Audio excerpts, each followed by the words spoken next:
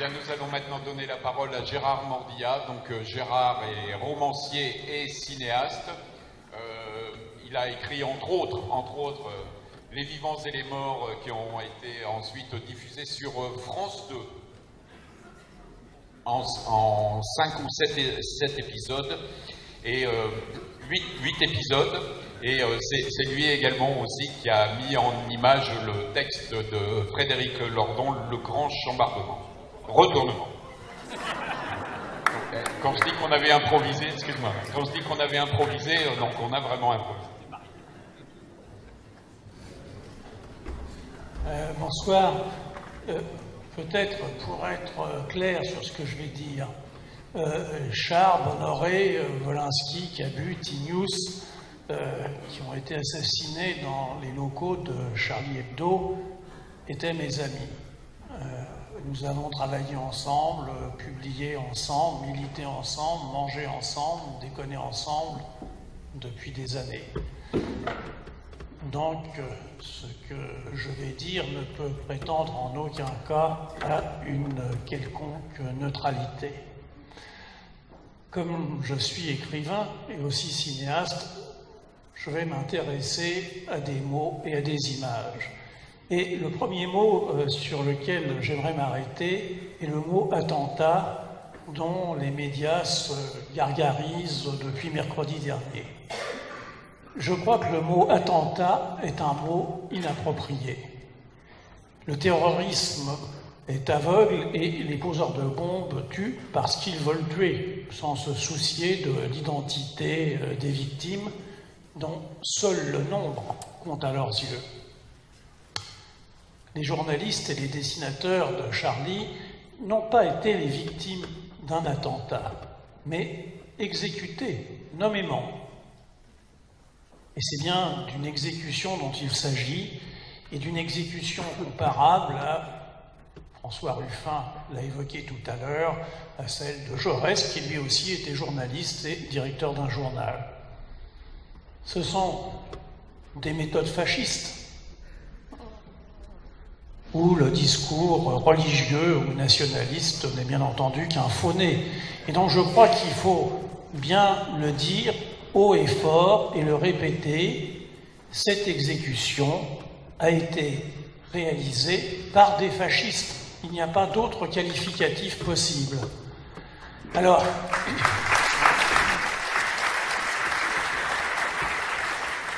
prenons maintenant une image, celle de Mahomet qui a fait tellement couler d'encre. Alors, juste pour mémoire, au départ de toute cette affaire, il y a les dessins publiés par un journal en Norvège qui sont trafiqués, au Danemark, pardon, par deux imams intégristes qui les diffusent dans le monde musulman. C'est important de savoir que les dessins danois ont été refaits. On a notamment ajouté une photo truquée d'un Français d'ailleurs qui faisait la fête du cochon avec un groin et qu'on a présenté comme une chose qui insultait l'islam. Donc c'est ces photos truquées qui ont mis le feu aux poudres et en les publiant, pas les truqués mais les dessins originaux, et en publiant leurs propres caricatures, les journalistes et les dessinateurs de Charlie témoignaient simplement leur solidarité, pas simplement, mais témoignaient leur solidarité avec les dessinateurs danois. Donc, il y a ça au point de départ, et puis à l'arrivée, il y a deux tueurs qui s'érigent en juges et bourreaux sous prétexte de venger le prophète. Mais venger qui et venger quoi? Alors, permettez-moi juste un petit excursus historique, parce que je ne doute pas qu'il y ait eu un prophète en Arabie au 1er siècle. S'appelait-il Mahomet? Ça, c'est une autre histoire. Et comme le dit la grande islamologue Jacqueline Chabi, c'est un peu trop beau pour être vrai, puisque Mahomet signifie le loué, le louanger.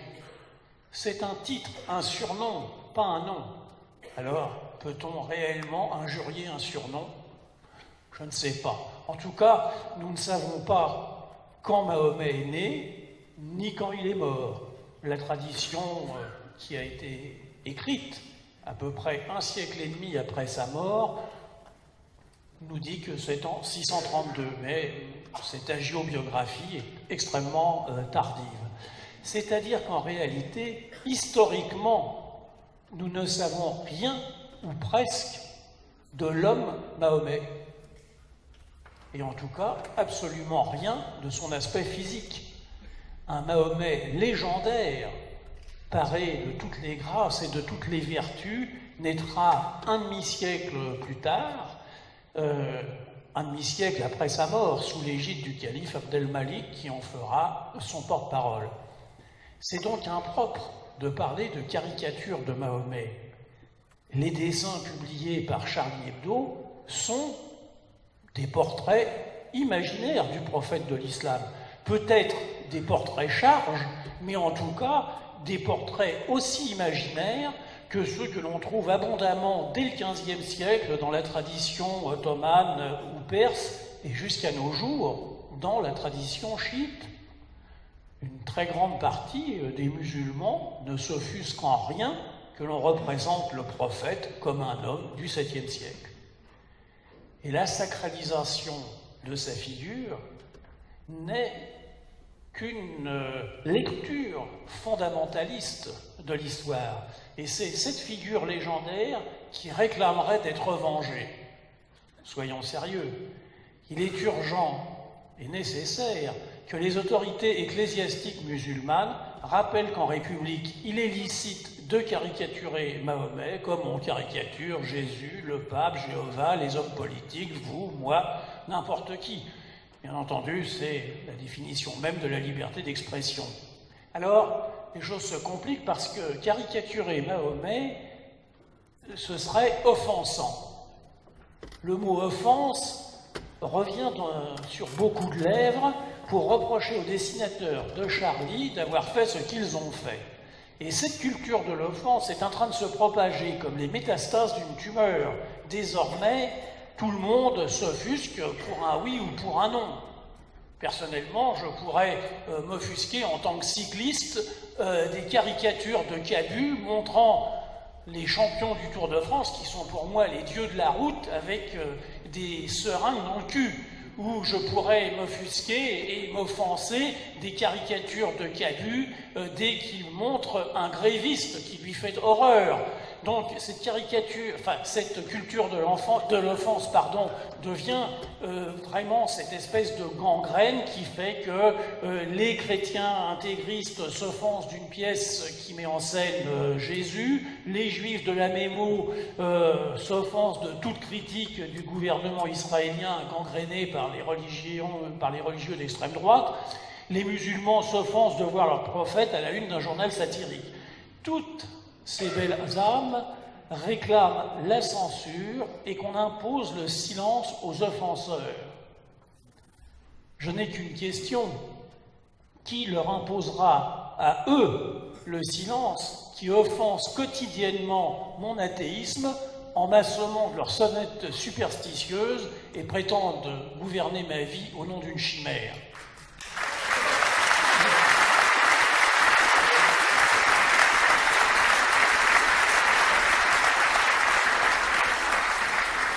Par ailleurs, en caricaturant Mahomet, Charles, Cabu et les autres auraient commis le délit de blasphème.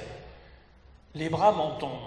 Parce que combien de fois faudra-t-il répéter qu'il ne peut y avoir de blasphème que dans une théocratie?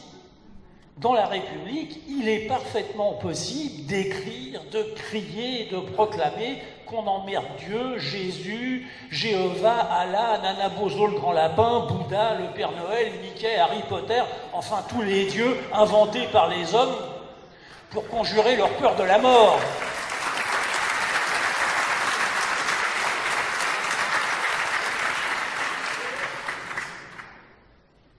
J'en viens maintenant à une chose qu'on voit aussi dans les médias, mais aussi qu'on entend dans la rue, qui sont 3 accusations portées contre Charlie. le journal serait islamophobe, aprogain, et provocateur. Charlie serait islamophobe parce qu'il se moque des intégristes et des fondamentalistes musulmans. Bon. Mais alors, il est aussi christianophobe parce qu'il se moque des grenouilles de bénitier, des punaises de sacristie, de Jésus, du pape et de toute la quincaillerie bondieusearde chrétienne.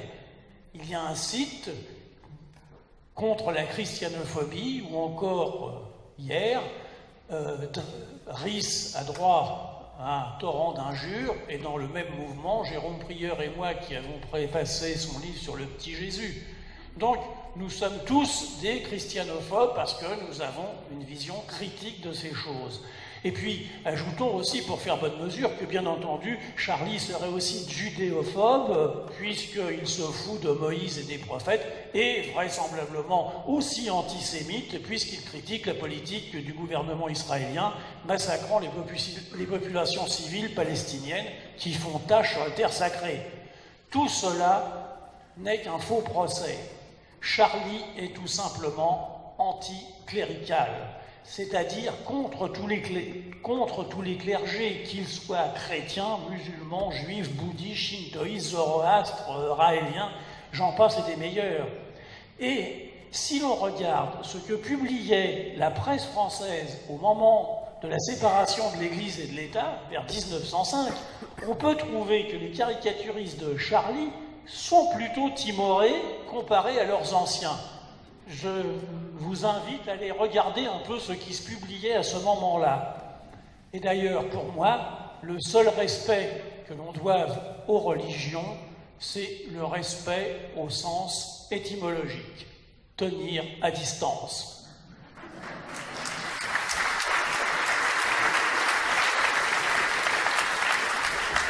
Alors, Charlie publierait ses dessins pour attirer le chaland, mu par une cupidité absolue, gouverné par l'idée de faire du fric, toujours plus de faire du fric, etc.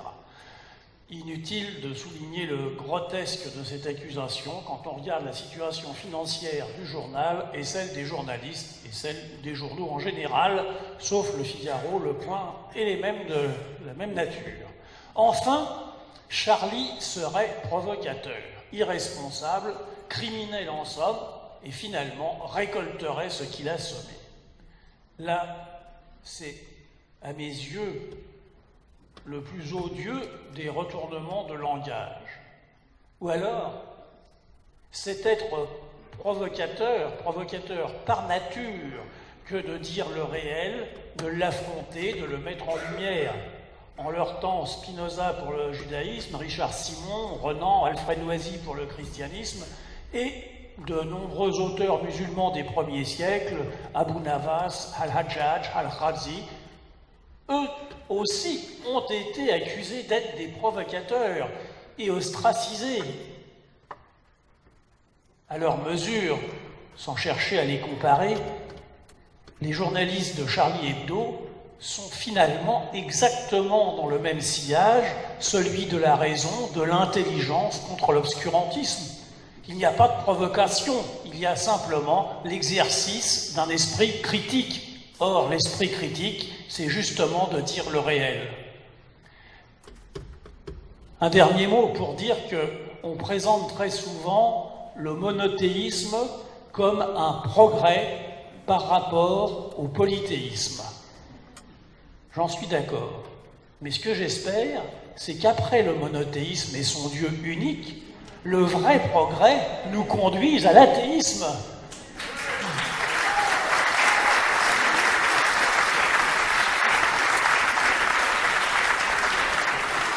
Et il ne suffit pas d'en finir avec le jugement de Dieu, comme le préconisait Antonin Artaud. Il faut en finir, et en finir définitivement, avec l'idée de Dieu et le fleuve de sang qu'il charrie derrière lui. Et encore une fois, entendre cette phrase extraordinaire du curé Mélier qui disait « L'homme sera libre quand le dernier des rois sera étranglé avec les boyaux du dernier prêtre ». Alors, Je vous laisse remplacer les mots roi et prêtre par des mots plus contemporains et faire la révolution.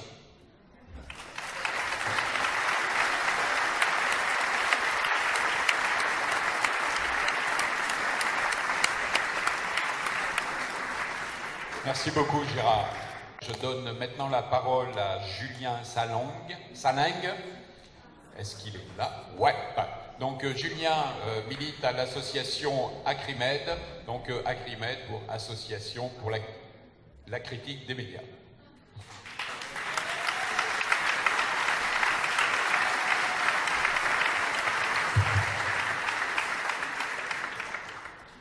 Bon, moi je vais rester debout. Bonsoir à tous et bonsoir à toutes. C'est vrai que c'est pas facile d'avoir tout chamboulé là. On avait prévu de parler des informations dont on ne parle pas, et j'avais presque envie de faire de la provocation en disant que finalement ces derniers jours, l'information qui a été la moins couverte, c'est ce qui s'est passé à Charlie Hebdo. Et pourquoi ça s'est passé. Parce que là, le temps de la réflexion a été suspendu, visiblement, pendant quelques jours. Et finalement, ce qu'on nous a expliqué, c'est qu'il ne fallait surtout pas réfléchir. Il fallait surtout pas réfléchir, il fallait s'émouvoir. L'émotion, elle est légitime, mais malheureusement, elle doit à aucun moment se supplanter à la réflexion. On a été émus, on l'a tous été, moi je le suis encore, mais je pense que le temps de la réflexion est largement venu. Et notamment de réfléchir sur ce qui s'est passé ces derniers jours, ce que ça peut vouloir dire, et puis ce qui ne s'est pas passé, et puis ce qui peut se passer dans les jours qui viennent et les semaines qui viennent, et puis ce qu'on peut faire pour essayer de peser sur ce qui va se passer. Parce que finalement, les débats sur la manifestation, moi j'en ai eu plein aussi. Est-ce qu'il fallait y être? Est-ce qu'il fallait pas y être? Est-ce qu'il fallait y être à tel endroit, à pas tel endroit, etc. On tire tous des bilans différents de ce qui s'est passé à la manifestation d'hier.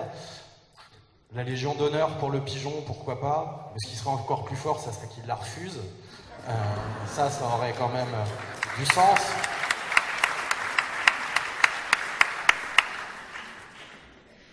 Ce qui s'est passé ces derniers jours, c'est quand même quelque chose d'extraordinaire. Ils étaient tous Charlie. Alors ils étaient tous Charlie, peut-être parmi vous il y avait des Charlie, il y en a d'autres qui sont dehors. Et puis il y avait des chefs d'État qui étaient des Charlie. Et puis il y avait des directeurs de presse qui étaient des Charlie. Et puis il y avait des éditorialistes qui étaient des Charlie. Alors bon, ça veut dire quoi Charlie? Effectivement, ça peut vouloir dire plein de choses. Mais eux, ce qu'ils mettaient en avant, c'était cette fameuse spécificité bien française, c'est que nous, on défend la liberté de la presse, on défend la liberté d'opinion. Et quand on a vu, à Acrimed, on est une association de critique des médias, donc on a plutôt l'habitude de regarder ce que c'est la liberté de la presse, la liberté d'expression, ce genre de choses.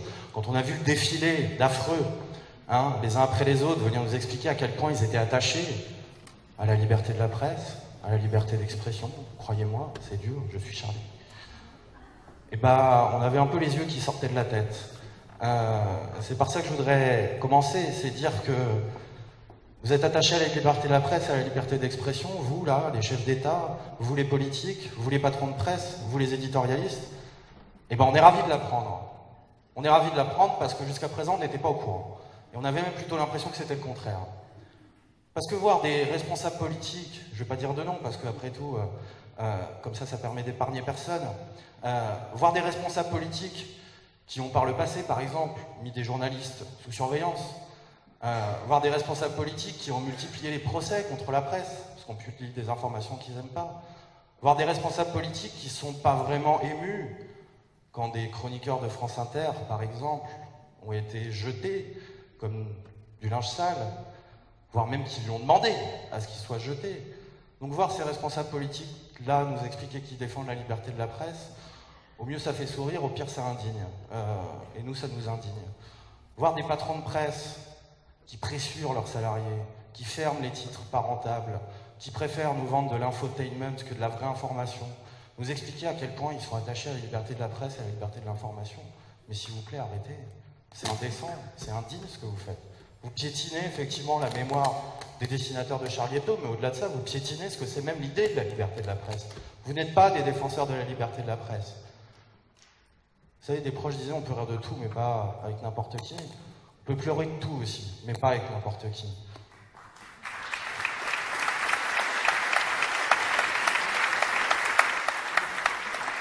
Et puis on a vu aussi ces éditorialistes, vous savez, ces gens qui squattent tous les plateaux télé, toutes les radios, tous les journaux qui sont là, en gros ils sont 20, et puis ils occupent tout l'espace médiatique. Je vous donne pas de nom non plus, mais je pense que vous voyez tous de qui je parle.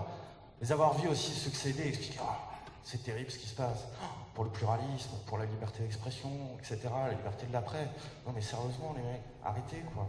Hein, remets ton écharpe rouge, retourne dans ton journal et continue de nous vendre ce que tu nous vends. Et alors, je terminerai ce premier point avec ça. Vous êtes attaché à la liberté de la presse, bon bah alors, faites le contraire de ce que vous faites jusqu'à présent. Et là, je pense notamment aux autorités, au pouvoir public. Vous êtes attaché à la liberté de la presse, Emmanuel Vire l'a dit. Alors discutons du système des aides publiques à la presse. Discutons de sa répartition scandaleuse, aberrante, qui fait que c'est les plus gros qui touchent le plus, et qui fait que les plus petits coulent et sont obligés de faire des souscriptions. Vous êtes attaché à la liberté de la presse? Bah alors, monsieur Hollande, votez là votre loi sur le secret des sources. Vous l'aviez promise. Ça fait 2 ans et demi qu'on attend. Elle est où la loi? Elle est nulle part. Vous êtes attaché à la liberté de la presse? Eh bien, créez un statut juridique pour les rédactions. Créez un statut juridique pour qu'ils puissent se défendre contre les pressions politiques, contre leur hiérarchie, contre leurs actionnaires. Vous êtes attaché à la liberté de la presse? Eh bien, réfléchissons à la reconstruction d'un véritable service public de l'information et de la culture. C'est ça qui est un garant aujourd'hui de la liberté de la presse.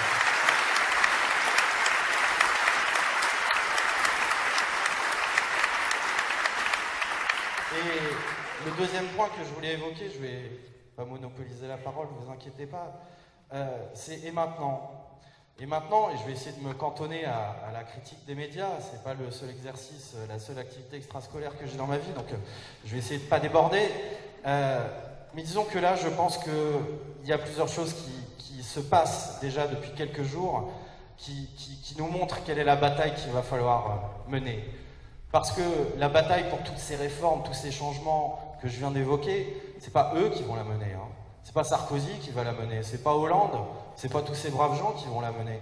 Peut-être que c'est une partie des millions de gens qui étaient dans les rues hier. Mais il faudra les convaincre, il faudra les entraîner, il faudra mettre la pression. Et on aura des adversaires. Et parmi ces adversaires, je vais me cantonner à eux, il y aura les médias dominants, hein, et ceux qui les peuplent, et ceux qui les squattent. Ceux qui, depuis quelques jours, alors je ne rentrerai pas dans le débat de savoir si ce qui s'est passé à Charlie Hebdo est du terrorisme ou un attentat, un assassinat politique, mais par contre, ce qui est sûr, c'est que depuis quelques jours, c'est du terrorisme intellectuel auquel on assiste sur la plupart des grands médias. Du terrorisme intellectuel. Ça va d'Yvan Rioufol, qui se permet, sur RTL, de demander à Rokhaya Diallo de s'excuser d'être musulmane. Hein? Ça va de Marianne, qui pond un article absolument scandaleux sur son site dans lequel ils expliquent que ceux qui ont critiqué Charlie Hebdo ces derniers mois et ces dernières années sont co-responsables de ce qui s'est passé. Alors la liberté de critique, ça serait interdit au nom de la liberté d'expression. Mais vous nous prenez pour qui? Non mais vous avez des gens qui, au nom de la liberté d'expression, depuis quelques jours, expliquent à certains « tu dois manifester pour prouver que tu es du bon côté ». Tu dois dire ceci, tu dois t'excuser, tu dois te désolidariser, sinon t'es pas pour la liberté d'expression. Mais toi, tu fais quoi? Toi, t'es pour la liberté d'expression à vouloir m'imposer ce que je dois dire et ce que je dois faire. Donc ces gens-là, va pas falloir les lâcher, va pas falloir les rater. Faudra pas rater non plus ceux qui sont pour la liberté d'expression, mais expliquent que tout le monde ne peut pas être invité à la télé, tout le monde ne peut pas être invité à la radio, parce que quand même le pluralisme a ses limites. Parce que plus ça va aller, plus les limites, hein, elles vont être de plus en plus resserrées. Parce que si maintenant, quand on critique des caricatures, ou quand on critique un journal, ou quand on critique, on est considéré comme un allié objectif des terroristes, bah demain, ce sera qui le prochain? Et le champ du pluralisme dans les médias, qui est déjà pas très étendu, il risque de se restreindre encore un petit peu plus. C'est toutes ces bagarres-là qu'il va falloir mener dans les jours, les semaines et les mois qui viennent. La bataille pour le pluralisme, la bataille pour une vraie liberté d'expression et la bataille contre ces éditorialistes et ces gens qui nous assènent des vérités comme ça à longueur de journée. J'en ai gardé quelques-unes pour finir à propos de la manifestation d'hier. Moi j'ai suivi ça sur iTélé. C'est là où c'est dur aussi la critique des médias, c'est qu'on est obligé de regarder. Donc moi j'ai suivi ça sur iTélé, j'en ai noté quelques-unes. Alors vous avez le fameux Olivier Ravanello, je ne sais pas si vous voyez, qui a expliqué, je cite, que cette manifestation était une grande opération antiterroriste citoyenne. Ça commence bien. Michael Darmon, journaliste politique, qui a déclaré, je cite, « Aujourd'hui François Hollande a réveillé le peuple de gauche ». Au cas où.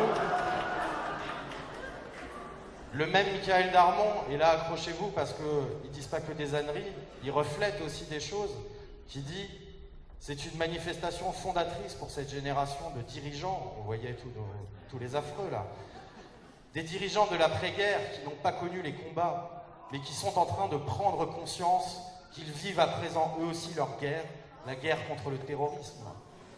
Voilà, ces gens-là sont payés pour dire ça, ils ont des cartes de presse. Hein, pendant que d'autres ne sont pas payés et aimeraient bien avoir des cartes de presse. Et puis Laurence Ferrari, forcément, qui, voyant ce carré de tête, enfin qui n'était pas de tête du coup, mais ce carré de sale tête en tout cas, déclarant « Le message de ces chefs d'État est clair, nous sommes tous des républicains ». Et pour finir, je voudrais juste, moi aussi, finir avec une citation de quelqu'un qui nous a quittés il y a 4 ans, jour pour jour. C'est Daniel Ben Saïd. Daniel Ben Saïd qui écrivait dans un de ses derniers ouvrages, Éloge de la politique profane, il écrivait ce qui suit. « Vous ne voulez plus de classe ni de leur lutte, vous aurez les plèbes et les multitudes anomiques. Vous ne voulez plus des peuples, vous aurez les meutes et les tribus. Vous ne voulez plus des partis, vous aurez le despotisme de l'opinion. »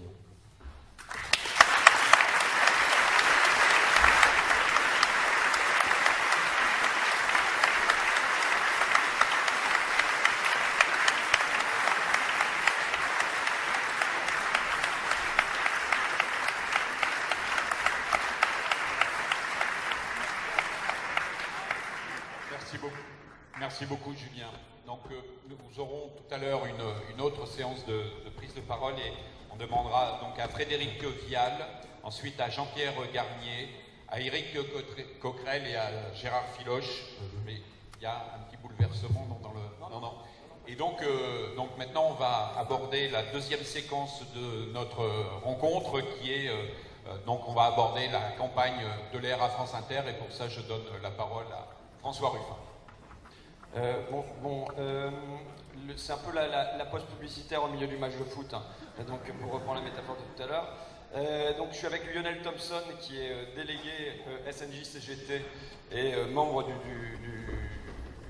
CA de Radio France et journaliste à Interception, donc le dimanche matin sur France Inter. Dans un premier temps, je vais rappeler qu'est-ce que c'était que cette campagne, qu'est-ce que c'est que cette campagne. Dans un deuxième temps, il y aura un échange avec Lionel Thompson sur la manière dont c'est ressenti en interne, qu'est-ce qu'on peut faire en gros. Et dans un troisième temps, on en viendra à nos besoins, c'est-à-dire qu'au départ, c'était pas un truc, vous étiez là comme spectateur, on était là pour vous enrôler. On est là pour vous enrôler, quoi. Donc, sur le point de départ de la campagne de l'air à France Inter, c'est de se dire que c'est à la mode, c'est vachement à la mode de citer Gramsci, sur la bataille des idées et tout ça, et que si on prend Gramsci au sérieux, la gauche critique était en train de perdre son principal bastion. Et on ne pouvait pas perdre notre principal bastion sans qu'il y ait une lutte en réponse. Je veux dire que quand il y a quelque chose qui se passe sur le terrain des retraites, quand il y a quelque chose qui se passe sur le terrain de l'ANI, quand il y a quelque chose qui se passe sur le terrain social, il y a une réponse du monde social, du monde militant, à l'offense ou au recul qui est fait. Pourquoi il n'y aurait pas de réponse de la même manière quand il y a un recul et un bastion qu'on perd sur le terrain médiatique? Donc ça, c'était la première chose, c'était de se dire, je fais de la presse alternative depuis 15 ans, donc je sais ce que c'est, mais je sais aussi quelles sont les limites de la presse alternative. Je dis toujours, la presse alternative n'est pas une alternative. Notre objectif, ça reste la renationalisation, la socialisation de TF1 et ainsi de suite. Et dans la mesure où on perdait notre principal bastion, eh ben, il fallait qu'on y réponde. D'autant plus que c'était un bastion qui était supposé avoir fermé des générations de militants. Et comment ça se fait que les générations de militants ne seraient pas foutues de s'organiser pour reconquérir ce bastion, voire pour obtenir davantage. Il y avait là comme un paradoxe. Donc ça a commencé par, on a mené une enquête, puisque Laurence Bloch, directrice de France Inter, disait à tout le monde « Attendez la rentrée, vous allez voir ». Donc on a mené une enquête à la rentrée sur le contenu de France Inter, où il nous apparaissait qu'en gros, on l'a fait sur une journée. Alors après, on peut le faire sur plusieurs jours, ou elle peut aussi le faire sur plusieurs jours. On mesurait qu'il y avait grosso modo 0,7%, on va dire 1% du temps d'antenne sur cette journée-là qui était accordé aux classes populaires. Donc on montrait aussi que, deuxième point, qu'il y avait une absence d'émissions quotidiennes de reportage. Avec la disparition de la Bastille-Justice, c'était aussi un genre qui disparaissait, le reportage en quotidien. Donc il y a l'hebdo, en hebdo, il y a Interception et il y en a quelques autres, il y a Zoé Varié, enfin il y en a quelques autres, mais en quotidien, il n'y en avait pas d'autres. Donc ça, c'était l'enquête. Le premier temps d'action, c'était de dire qu'il fallait qu'on ait une base qui dépasse, au départ, c'était Fakir, les repères du sud de la France avec Dany, qui est le modérateur, le co-modérateur, donc les repères du sud de la France, que ça faisait quand même une base un petit peu étroite, l'axe Provençaux-Picard, c'était un peu limité.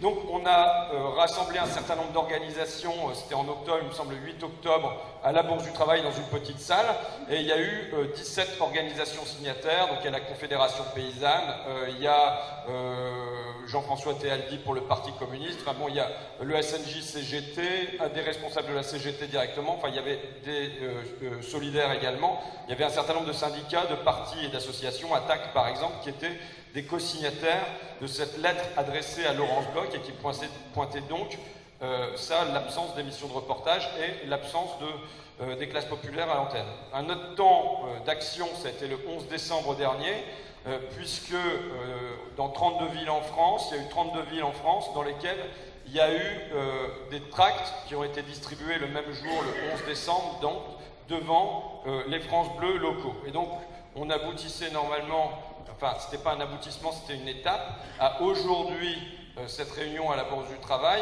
où le cœur de la soirée devait être consacré à la fois à la critique de France Inter et notamment à montrer tout ce qui n'apparaissait pas à France Inter. Combien de fois on avait parlé d'accidents du travail depuis le 1er septembre à France Inter? Combien de fois on avait parlé du grand marché de transatlantique depuis le 1er septembre à France Inter? Donc on avait opéré, notamment Sylvain avait opéré un certain nombre de comptages sur les thèmes qui devaient être traités ce soir en grand scientifique, parce que nous sommes des scientifiques avant tout. Bon, voilà sur ces questions-là pour pointer un certain nombre d'absences. Donc, ce que je vous propose là maintenant, on va avoir une discussion avec Lionel sur cette campagne, et dans un dernier point, on vous dira quels sont les besoins qu'on a. Bon, voilà. Alors, dans un premier temps, je ne sais pas, qu'est-ce que quand on te dit, Lionel, qu'il y a 1% du temps d'antenne qui est accordé aux classes populaires, donc on va dire ouvriers, employés, au monde du travail, une marginalisation du monde du travail à l'antenne, tandis qu'il y a une surreprésentation des économistes, des artistes, des sociologues, d'un certain nombre d'autres catégories. Toi, est-ce que tu dis comme Laurence Bloch, oui, mais il faut redéfinir ce qu'on appelle exactement classe populaire? Il y a deux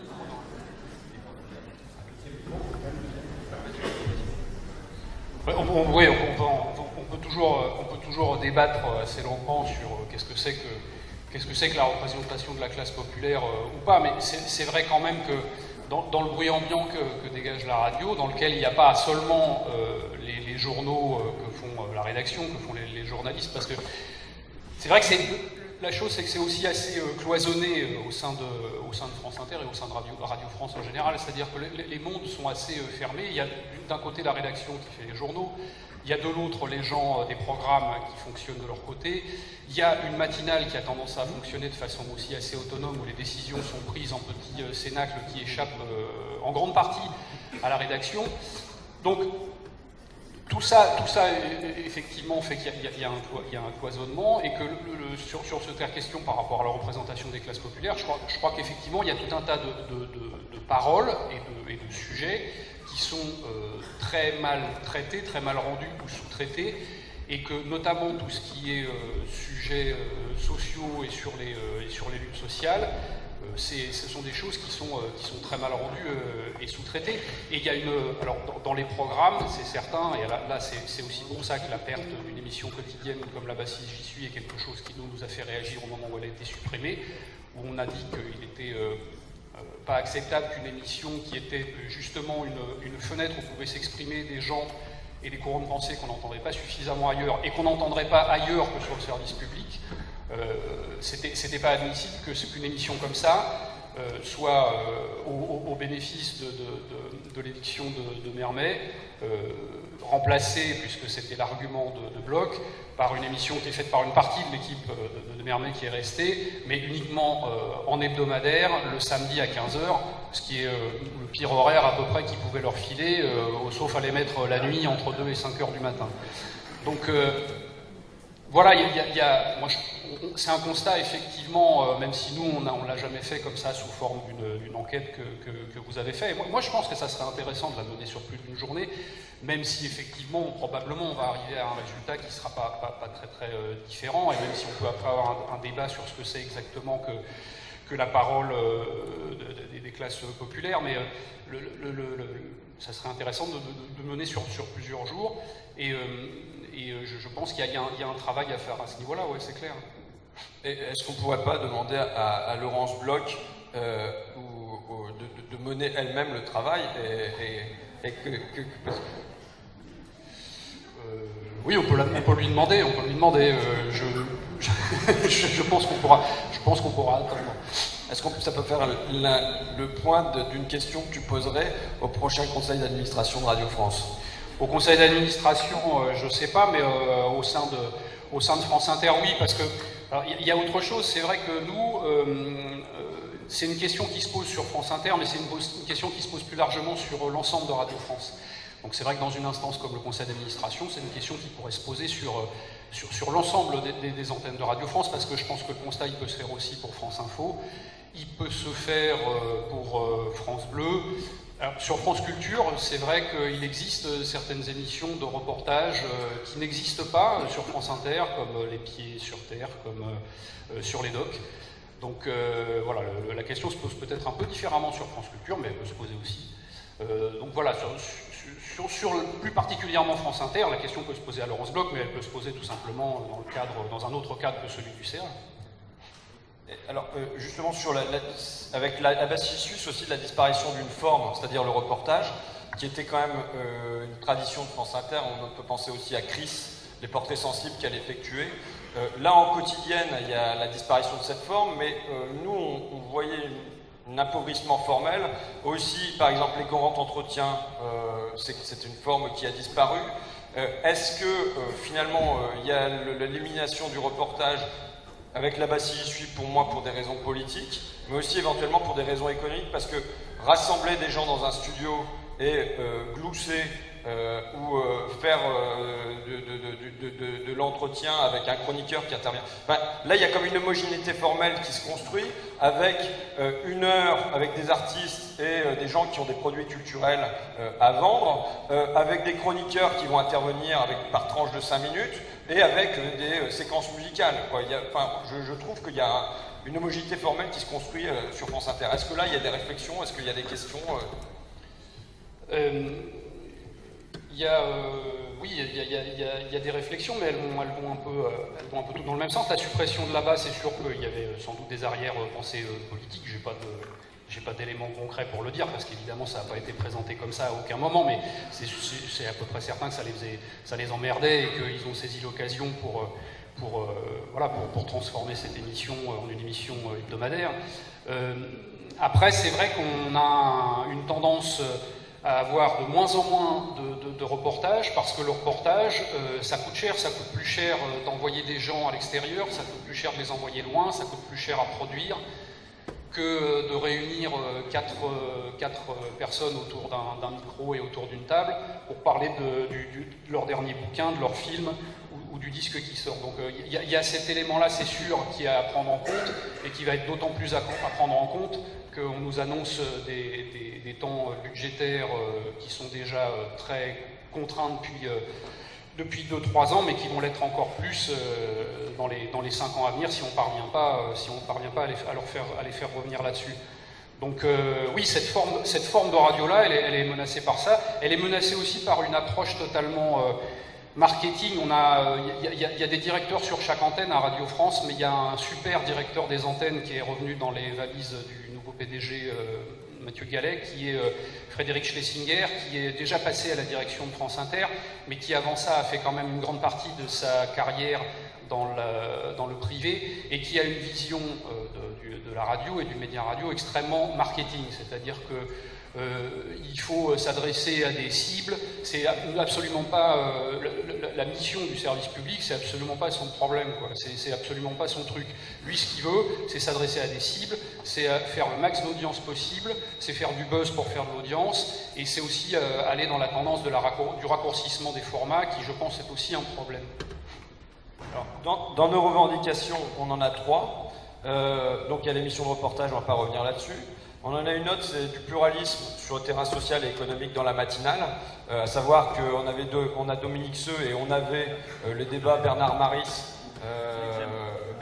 Dominique Seux le vendredi, et il n'y a aucun chroniqueur quotidien de l'Humanité, de Alternative économique, du Monde Diplo qui interviendrait le matin pour proposer une autre vision du monde social et économique.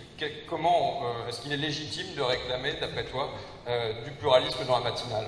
Moi, je pense que c'est vraiment légitime, oui. C'est légitime, et c'est pas seulement pour la chronique économique.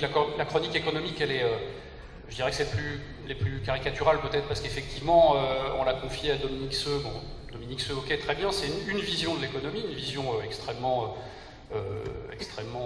libérale et dans l'air du temps. Mais il y a aussi, on peut aussi considérer que la chronique de Bernard Guetta, c'est une vision de l'actualité internationale, qui est une vision de l'actualité internationale, mais qu'on n'est pas obligé de partager. Il y a aussi la chronique politique. Alors, c'est un peu différent, la chronique politique, parce qu'au moins la chronique politique, elle est confiée à quelqu'un, Thomas Legrand, qui est un journaliste de Radio France. Il est journaliste à France Inter, donc bon. Mais la difficulté, moi je pense, sur le service public, parce que le service public, quand on est chroniqueur au Figaro, on est au Figaro, donc on fait une chronique qui colle avec la ligne éditoriale du Figaro. À l'Humain, on va faire une chronique qui colle à la ligne éditoriale de l'Humain. Qu'est-ce que ça doit être, la ligne éditoriale du service public? Moi, je pense que ça doit être quelque chose de pluraliste, justement, où il peut y avoir Dominique Seux. Mais s'il y a Dominique Seux, il faut aussi qu'il y ait des gens qui représentent des courants économiques autres, et dont certains qu'on entend très peu ou quasiment pas dans la matinale. Et alors, sur l'action, qu'est-ce qu'on peut faire, nous, pour mettre de l'air à France Inter? Qu'est-ce que tu nous recommandes? Et qu'est-ce que toi, tu peux faire en interne? Quelles sont les forces en interne pour éventuellement soutenir, appuyer une campagne qui se mène en externe? En interne, le truc, c'est que c'est vrai que les organisations syndicales ont une tradition d'assez peu intervenir finalement sur l'éditorial, à tort, même au niveau des syndicats de journalistes. C'est vrai que au niveau des journalistes à Radio France, le syndicat très majoritaire, c'est le SNJ. C'est vrai qu'il intervient assez peu sur l'éditorial et qu'on a beaucoup délégué ça à la Société des journalistes, qui est une société qui intervient des fois, mais qui n'a pas le pouvoir, le pouvoir d'organiser un rapport de force comme les syndicats. Moi, je pense que déjà au sein de Radio France, la CGT chez les journalistes n'est pas majoritaire, mais elle l'est chez l'ensemble des salariés. En revanche, je pense que la CGT peut être un point d'appui. Je pense qu'une partie des salariés au moins peuvent se retrouver dans certaines des revendications dont tu parlais là. Après, il faut arriver à articuler ça. C'est vrai que des fois, on a un réflexe en interne d'être un peu réticent quand quelque chose nous arrive de l'extérieur et peut être vécu comme une injonction venant de l'extérieur. Sauf que bon, l'extérieur, c'est quand même les auditeurs, c'est quand même nos auditeurs. Donc je pense que voilà, il y a des choses il y a des modes d'action peut-être à trouver pour articuler ça, mais il y a des choses à faire. Ouais. D'accord. Et au CA de Radio France, il y a des revendications. Ça peut être un relais pour les revendications. Comment? Le CA de Radio France, c'est quand même quelque chose d'extrêmement verrouillé. Hein. Le CA, c'est la direction, c'est les représentants du ministère de la Culture, du ministère de l'Économie. des administrateurs qui sont des gens nommés pour partie par le Parlement, pour d'autres par le CSA. Bon. Et il y a 2 représentants des salariés, dont je fais partie. Mais voilà, on a assez peu de poids, les salariés ont assez peu de poids au sein du CA, sinon un poids de poser des choses et de dire des choses. Un, deux, bon.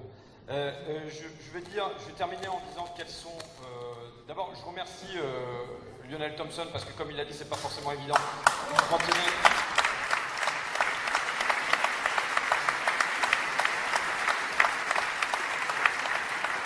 Et je voudrais remercier aussi Emmanuel Vire, qui a parlé en premier tout à l'heure du SNJ-CGT, parce que quand on est parti avec entre Dany et moi, avec de petites organisations, s'y est ajouté quand même Emmanuel Vire du SNJ-CGT pour appuyer les choses et faciliter un certain nombre de prises de rendez-vous. Maintenant, on reste quand même un tout petit truc qui a très largement, jusqu'à maintenant, reposé sur les modèles des belles épaules de Fakir. Je citais Johanna tout à l'heure, mais notamment sur les épaules de Johanna. Donc, on a des besoins pour que cette campagne persiste, perdure. Je pense qu'on savait d'emblée, quand on l'a lancée, que ça allait être une campagne de longue haleine et qu'elle ne serait pas réglée en 3 mois.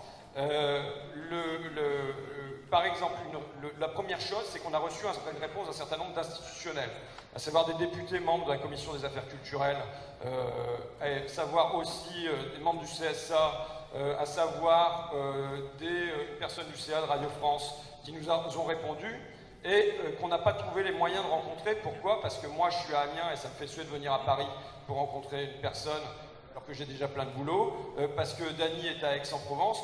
Donc, on souhaite avoir ce qu'on appelle des ambassadeurs, c'est-à-dire des personnes, on a un guide d'entretien qui est prêt, et on souhaite avoir un certain nombre de personnes qui sont à même d'aller rencontrer ces députés. Bon, donc vous avez reçu une feuille qui est sous votre derrière, normalement, si tout va bien, sur laquelle on liste les fonctions dont on a besoin. Donc on a besoin, si vous voulez bien vous enregistrer, on a besoin d'ambassadeurs, donc des gens qui en tandem, à partir d'un guide d'entretien, vont aller rencontrer des institutionnels, sachant que l'idée, c'est que le groupe Laurence Bloch, Schlesinger, Mathieu Gallet soit emmerdé, pas forcément parce qu'il y a 10 000 personnes devant leur porte un matin, mais parce que quand ils vont à l'Assemblée nationale, on leur parle de ça, que quand ils vont au CA de Radio France, il y a 1 ou 2 personnes qui leur parlent de ça, que quand ils reçoivent une lettre du CSA, on leur parle de ça, bref, qu'il y a un certain, voire quand il y a des artistes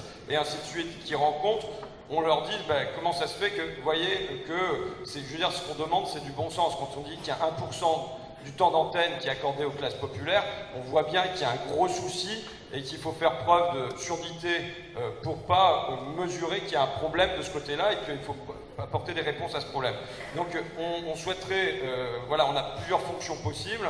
On a la fonction d'ambassadeur, donc qui est prêt sur Paris plutôt à venir rencontrer ces institutionnels. Transcripteur, c'est-à-dire que les ambassadeurs vont l'enregistrer avec un dictaphone et ainsi de suite. Derrière, il faut opérer une transcription de l'entretien réalisé. Contacteur, oui, quand je pars dans les heures, je fais tout en heures. Contacteur, c'est appeler un député, un membre du CSA ou du CA de Radio France, ça pourrait être harceleur aussi, jusqu'à temps qu'il accorde un rendez-vous. Réseauteur, bon là c'est relayer nos infos de la campagne de l'ERA France Inter. Observateur, c'est prendre en charge pour un décompte l'écoute d'une émission avec des comptages éventuels. Bon, et ensuite vous pouvez nous fournir d'autres idées de que faire. Donc je vous invite, si vous avez des stylos et tout ça, normalement il y a Jean-Paul. Où est-ce qu'il est, Jean-Paul? Jean-Paul, il est où? Il est là. Donc Jean-Paul est le chef des ramasseurs, on continue dans les heures, et le chef des ramasseurs qui doit se charger de récolter un maximum de vos... Je veux dire, c'est qu'il y a une telle résignation dans la gauche critique qui date pas de mercredi dernier, que quand on a lancé cette campagne, les gens ont dit « mais vous croyez que c'est possible ?» Je veux dire, comme si reconquérir 1 heure de reportage quotidien sur France Inter, c'était la révolution. Alors il y en a qui nous ont dit « c'est rien », et bon, moi je dis qu'il faut commencer par quelque chose. D'autres qui nous ont dit « mais vous croyez que c'est possible ?» Je pense que si c'est pas possible, c'est juste parce qu'on n'a plus la volonté on est résigné d'avance, on est vaincu avant d'avoir combattu, parce qu'en face, c'est quand même pas, c'est pas des armées qu'on a en face. Je veux dire, et c'est pas des gens qui sont sûrs de leur fait. Laurence Bloch, Schlesinger ou Mathieu Gallet, ce sont pas des gens qui sont forcément, il peut y avoir des lésions dans le camp en face, des choses qui apparaissent en interne, des dissensions en interne, des députés socialistes qui ne sont pas d'accord avec ce qui se passe, des membres du CSA qui nous renvoient d'eux-mêmes des courriers, alors que c'est d'habitude, quand on envoie des courriers, je vous assure qu'on a zéro réponse. Là, sur ce coup-là, on a eu la surprise d'avoir des réponses institutionnelles. Donc je pense que c'est un axe à travailler, mais on pourra, avec les petits moyens qui sont les nôtres, on ne pourra pas les travailler sans vous. Ce qu'on dit toujours, c'est nos lecteurs sont les meilleurs, ça c'est de la démagogie, mais voilà, sans vous on ne peut rien, avec vous on peut beaucoup, et c'est pour ça qu'à la fin on va gagner, même si la fin c'est long.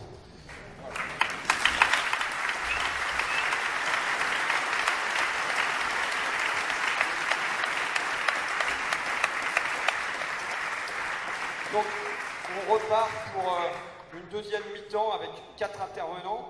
Je recède la parole à Dany. Prendrons ensuite la parole et je vais faire un récapitulatif complet parce que nos nouveaux intervenants sont arrivés en cours de réunion, donc pour qu'ils puissent se situer. Donc interviendra tout de suite Frédéric Vial, qui est membre du CA d'Attaque France. Frédéric, est-ce que tu es là? Viens me rejoindre à la tribune. Ensuite, Jean-Pierre Garnier. Et ensuite, Éric Coquerel, je t'ai vu arriver, donc je sais qu'il est là, ouais. Et on terminera avec Gérard Filoche. Bonsoir à tous et à toutes. Je ne suis pas membre du CA d'Attaque France, puisque, en fait, je suis un peu là par hasard. La personne qui devait intervenir ce soir s'est cassé le pied, et donc on a demandé aux spécialistes de service à Attaque sur le TAFTA, c'est-à-dire sur l'accord de libre-échange Union Européenne-États-Unis, d'intervenir, et le spécialiste, en l'occurrence, enfin un des spécialistes, c'est moi, et je me trouve bien embêté, puisque par définition, eh ben, on me demande aujourd'hui de ne plus intervenir là-dessus. Et ce que, du coup, je vais pouvoir vous dire, c'est que ce qui est à craindre désormais, c'est une espèce de glaciation de la critique, et notamment de la critique qui porte sur les questions économiques et sociales. On a, au-delà de l'indignation que nous avons tous exprimée, etc., au-delà de tous les problèmes que le carré de tête hier entre 15h et 15h20 a posé dans la manifestation, qui est effectivement une vaste récupération dont tout le monde a compris la portée, il y a cette crainte, et je voudrais être là pour tirer le signal d'alarme sur la question. Il y a cette crainte qu'à partir de maintenant, on ne parle presque plus, des problèmes qui, pourtant, commençaient à monter dans l'opinion, commençaient à prendre une certaine ampleur. Nous sommes en train de rentrer sur le plan économique et social dans une espèce, je peux le dire, d'hiver nucléaire, si toutefois la déflation qui s'annonce se met effectivement en place. C'est vraiment une nouvelle totalement exécrable sur le plan économique, parce que ça voudra dire que nous sommes partis pour des années et des années de combat contre ce mur-là. La déflation est un phénomène strictement, je veux dire, sur le strict plan économique, qui a des conséquences politiques, sociales, d'austérité extrêmement profondes. Et là, c'est véritablement quelque chose dont on commençait à voir prendre la conscience de la population, qui d'un seul coup, le risque est là, s'effondre. De même, nous commencions à faire monter dans la population la conscience du problème posé par les accords de libre-échange. Je peux vous dire, pour moi-même être sur ces questions-là depuis plus de 10 ans maintenant, que jamais jusqu'ici nous n'avions vu, ni en France, ni dans l'Europe, une montée, une prise de conscience des conséquences concrètes des accords de libre-échange. Et là, avec le TAFTA, c'est-à-dire avec le projet d'accord entre l'Union européenne et les États-Unis, on a vu se cristalliser une résistance très forte de l'opinion. Nous avons récolté en très très peu de temps plus d'1 million de signatures contre ce projet d'accord, mais la crainte aujourd'hui, et j'espère que nous allons ici prendre un nouveau démarrage sur cette question et ne pas nous en tenir et ne pas nous en laisser imposer par l'injonction qui consiste à ne plus penser aujourd'hui, eh bien, la crainte, c'est que cette mobilisation-là véritablement redescende. Pourtant, ces accords de libre-échange, c'est véritablement les clés de la démocratie qui sont données aux entreprises transnationales.